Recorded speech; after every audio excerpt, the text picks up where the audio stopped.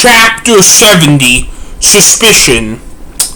It is now 2 days before we leave for New York City. I was surprised to hear my dad's wanted to talk with me after I was done waitressing at the bar. "Hey, Hannah, we just want to talk with you," said Peter. "What is it about?" I asked. "We've just gone a little suspicious about you," said David. "Why?" I asked. "Well, when you were awake, I noticed you divide your time 3 ways. One is working, one is doing work for law school, and the other is being with Marcus," said David.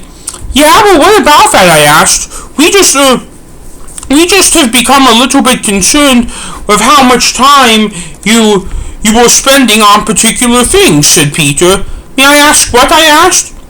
"You have been going out to Rosemont by O'Hare a lot, and we don't know why." "So, what, are you asking why?" I asked. "Yes," answered David.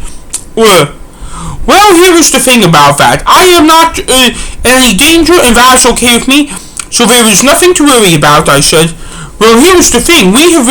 You have been getting back at like 1 in the morning some nights because of all of your trips out to Rosemont," said Peter. Well, it hasn't impacted my law school grades," I said.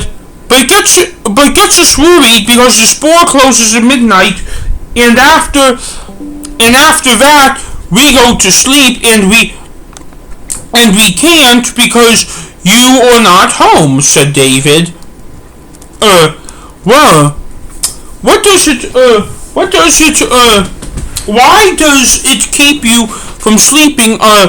You know that I am moving out once my career as a lawyer takes off," Hannah asked.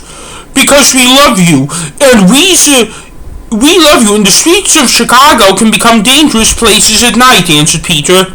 "I'm on the train the whole time. There are buttons in the car for me to push if I am in trouble," I said. "Someone could shoot you, or have the chance to do that, though," said David. Well, there is nothing to worry about. Ever since I became an Awarist, I have been having a fun, happy, safe life," I said. I then went up to my room, and then I called Marcus. "Hello?" I said. Marcus asked through the phone. "They are on to me," I said in the phone as I was shutting looking at the door. "Who?" "My parents." "Why?" Because I have told them I go out to Rosemont a lot. I told them I go out to Rosemont a lot to visit the return with you and your brothers, but they feel like I do it so much it is suspicious, and it is. You didn't give away your names when you told them you were going out to Rosemont, did you?" Marcus asked through the phone. No, but they know I go to Rosemont," I answered into the phone. "Don't tell them any more than that." "Did I cause a security breach?" "No, because you didn't give away any clues about secret places. The returns appointment is a public place, not like the secret spot. I won't give away any more than that." "Good. What should I do?" "I think you should leave it as it is. Go firmer with the word no if you have to."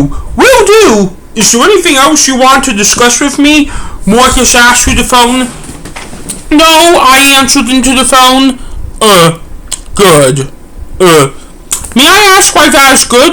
"Oh, it is just good because I need to go to bed soon." "Oh, okay, I'll let you go. Bye, Marcus. Bye, Hannah." I then hung up on the phone, and then after that, I just laid on my bed and took some deep breaths. I did that for about 10 minutes, and then I heard a knock on the door. "Hello?" I asked. "It is David. Can you let me in?" David asked through the door. "As long as we don't talk about what we were talking about earlier." "Fine." I then got up and opened the door. "I know that you have a busy day tomorrow, that I won't be able to see you for 3 nights after that," said David. You can talk with me as long as it isn't about your suspicions," I said. I know you just said that to me." "Well, what do you want to talk about? Are you excited for New York City?" "Oh yeah, but not for what we were really going for." "Seeing the old orphanage?" "Yep." I know that's going to be hard on you, but I am proud of how mature you are becoming. Me too. To think that my daughter, who was born in the ghetto in the Bronx of New York City, is growing up to becoming a lawyer. I am so proud of you. Thanks, David. And Peter is extremely proud of you. Don't you forget that either, reminded David. I won't, I said.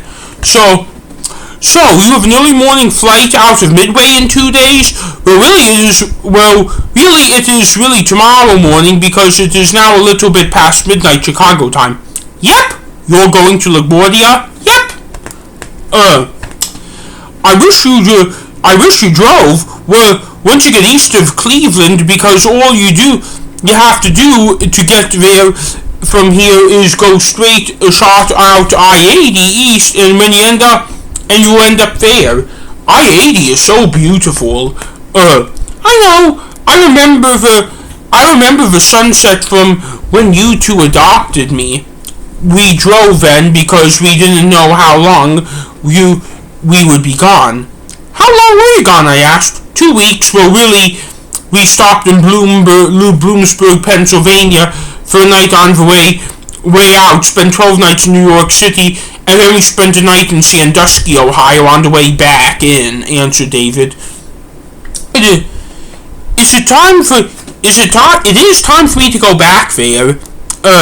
We haven't been back out there because of how depressing it was when we found you. I know, but let's not repeat how I came to be, because once I go back to the orphanage, I am going to never want to talk about that ever again. I know. David then kissed me on the forehead. Is the orphanage the first thing you were going to do once you land? David asked. Yes, I answered. How are you going to get around New York City? Subway. Same cloak rules for being in the Awarist even when you're on vacation? Yep. I just want to make something clear about that talk we were having earlier that I know made you uncomfortable. What is it? I asked.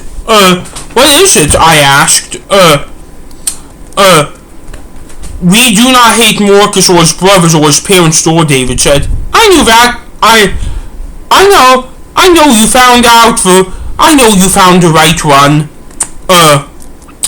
Do you want me to marry him? Oops, I said too much. We then both laughed, which is something that I do with my parents all the time. Is Marcus excited to go to New York City? David asked. Yes, he's never been, I answered. He seriously has never been? He has told me many times that he has lived his life because his nation is placed there in the Chicago Loop, while Chicago is the third largest city in the United States, and that he has never been to a city in the United States bigger than that. So no Los Angeles for him too? Nope, and beyond that, he spent most of his life being close, but not in, because Robbinsog is not considered a part of Chicago, but very close to the downtown of the third largest city in the United States. So when we explore Manhattan, we're going to explore the downtown of the largest city of the United States. Cool. I know. I am excited for you. Me too. There was a pause. I was thinking about what to say next to Himmy. Can I ask you a question because of how personal we are getting tonight? I asked. Always, said David. What made you choose to live on Howard Street? I asked. It was more friendly to gay people, or at the time. Do you still like it? Do you still feel like it is? I do.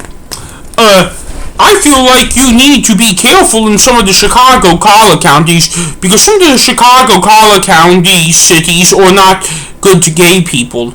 Believe me, I am safe about it. I know. Just then, Peter walked in. Here, Peter, I just had some alone time with her. How about you have alone time with her now? Said David.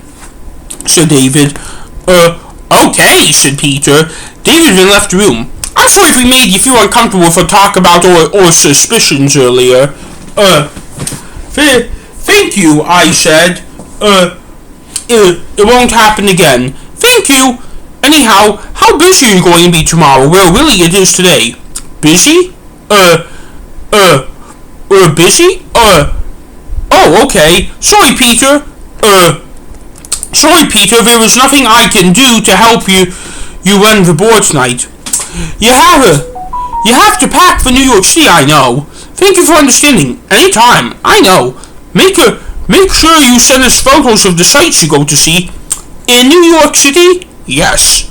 Will do. I was just going to take lots and lots of pictures and begin with.